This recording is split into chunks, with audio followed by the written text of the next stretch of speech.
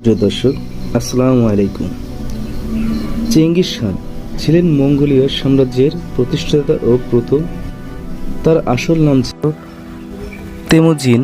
তিনি ছিলেন একজন অসাধারণ সামরিক ও রাজনৈতিক নেতা, যিনি মধ্য এশিয়ার যাযাবর মঙ্গোল গোত্রগুলোকে একত্রিত করে পৃথিবীর ইতিহাসে সবচেয়ে বড় স্থল সাম্রাজ্য গড়ে তোলেন। তার সাম্রাজ্য ইউরোপ থেকে এশিয়া পর্যন্ত বিস্তৃত ছিল। দর্শক বন্ধুরা, আজ আমরা জানব চেঙ্গিস খানের ইতিহাস। চেঙ্গিস খানের আসল নাম তেমুজিন। তার জন্ম আনুমানিক 1162 সালে মঙ্গোলিয়ার এক যাযাবর গোত্র। শৈশবে তার বাবা ইয়েসুগেকেই শত্রুরা বিষ খেয়ে হত্যা করে। এর ফলে তেমুজিন ও তার পরিবারকে চরম দারিদ্র্য ও কষ্টের মধ্য দিয়ে যেতে হয়। এই কঠিন পরিস্থিতি তাকে আরও দৃঢ় সংকল্প করে তোলে। খুব অল্প বয়সেই তিনি তার গোত্রের নেতৃত্ব গ্রহণ করেন এবং বিভিন্ন গোত্রের মধ্যে ঐক্য প্রতিষ্ঠার জন্য কাজ শুরু করেন। 1206 সালে তিনি সমস্ত মঙ্গল গোত্রকে একত্রিত করে খান বা শাসক হিসেবে নিজেকে প্রতিষ্ঠিত করেন। এ সময় থেকে তিনি চেঙ্গিস খান উপাধি ধারণ করেন, যার অর্থ সমগ্র পৃথিবীর অধিপতি। চেঙ্গিস খানের সামরিক সাফল্যের মূল কারণ ছিল তার অশ্বারোহী বাহিনীর শৃঙ্খলা, গতি এবং অটল আনুগত্য। তার বাহিনীতে প্রতিটি সৈন্যের ভূমিকা সুনির্দিষ্ট ছিল এবং তারা কঠোর প্রশিক্ষণের মাধ্যমে একে অপরের সাথে সমন্বয় করে যুদ্ধ করত। তাদের প্রধান অস্ত্র ছিল ধনুক, যা ঘোড়ার পিঠে বসে নিখুঁতভাবে ব্যবহার করা যেত। চেঙ্গিস খানের নেতৃত্বে মঙ্গোলিয়ার অসংখ্য সামরিক অভিযান পরিচালনা করেন। তিনি 1209 সাল থেকে চীনের জিন রাজবংশের বিরুদ্ধে যুদ্ধ শুরু করেন এবং ধীরে ধীরে মধ্য এশিয়া, পারস্য এবং রাশিয়ার বিশাল অংশ জয় করেন।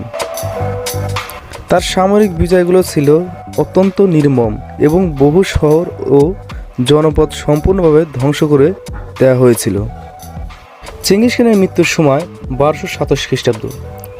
মঙ্গল সাম্রাজ্য উত্তর চীন থেকে আফগান এবং সাইবেরিয়া থেকে তিব্বত পর্যন্ত বিস্তৃত ছিল। তিনি তার মৃত্যুর আগেই সাম্রাজ্যকে তার 4 পুত্রের মধ্যে ভাগ করে দেন, যার মধ্যে ওগেদাই ছিলেন তার প্রধান উত্তরাধিকারী।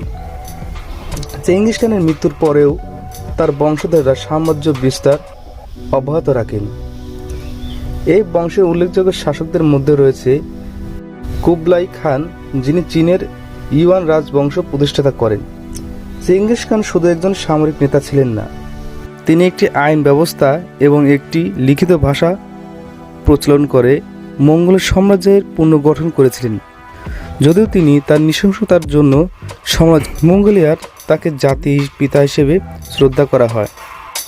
তার সমাধি আজও একটি রহস্য যা আবিষ্কৃত হয়নি। চেঙ্গিস খান তার মঙ্গল বাহিনীর নৃশংসতা ইতিহাসের অত্যন্ত অন্যতম বিতর্কিত এবং আলোচিত বিষয়। ঠিক কত মানুষ মারা গিয়েছিল বা কত নারী ধর্ষণের শিকার হয়েছিল তার সঠিক পরিসংখ্যান দেওয়া সম্ভব নয়, কারণ সেই সময়ে কোনো নির্ভরযোগ্য বা সম্পূর্ণ রেকর্ড নেই। তবে ঐতিহাসিকদের বিভিন্ন গবেষণা ও আনুমানিক হিসাব থেকে কিছু ধারণা পাওয়া যায়।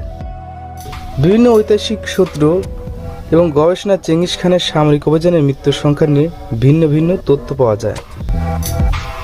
আনুমানিক সংখ্যা কিছু কিছু ঐতিহাসিকবিদ মনে করেন চেঙ্গিস খানের নেতৃত্বে পরিচালিত বিভিন্ন সামরিক অভিযানে প্রায় 4 কোটি মানুষের প্রাণহানি ঘটেছিল। আন্তর্জাতিক বিশ্লেষণ কিছু গবেষকের অনুসারে মঙ্গল আক্রমণের ফলে সেই সময়ের বিশ্ব জনসংখ্যার প্রায় 11% কমে গিয়েছিল। এই হিসাব যদি সঠিক হয় তবে মৃত্যুর সংখ্যা ছিল অত্যন্ত বিশাল। কিছু নির্দিষ্ট ঘটনা। ইরানের ইতিহাসবিদ রশিদ আল দিন এর মতে মঙ্গলরা মার্ভ আনুমানিক 7 লাখ এবং নিশামপুর শহরের 10 লাখ লোককে হত্যা করেন।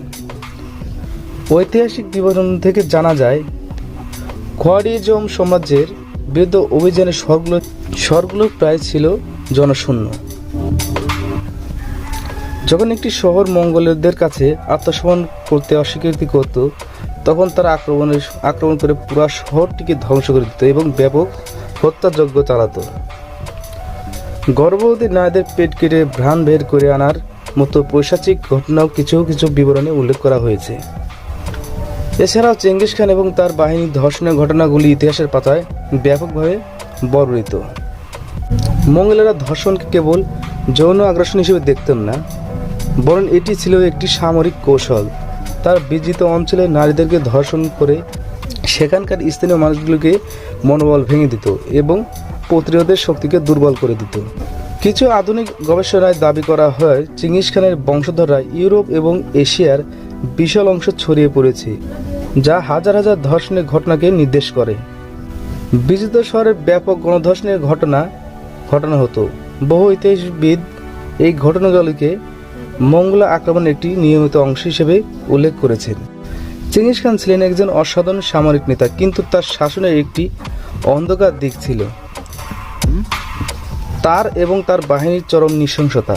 তারা যে পরিমাণ ধ্বংসযজ্ঞ ও গণহত্যা চালিয়েছেন এবং ধর্ষণ করেছেন তা ইতিহাসের পাতায় চিরকাল নিন্দিত হয়ে থাকবে। হতাহত ও ধর্ষণের সঠিক সংখ্যা নির্ধারণ করা অসম্ভব হল। এটি নিশ্চিত যে এই সংখ্যা ছিল অত্যন্ত বিশাল এবং এর প্রভাব ছিল সুদূরপ্রসারী। সুপ্রিয় দর্শক, ভিডিওটি ভালো লাগলে লাইক, কমেন্ট, শেয়ার করুন এবং এই সকল আরও নিত্য নতুন ভিডিও পেতে চ্যানেলটিকে সাবস্ক্রাইব করুন।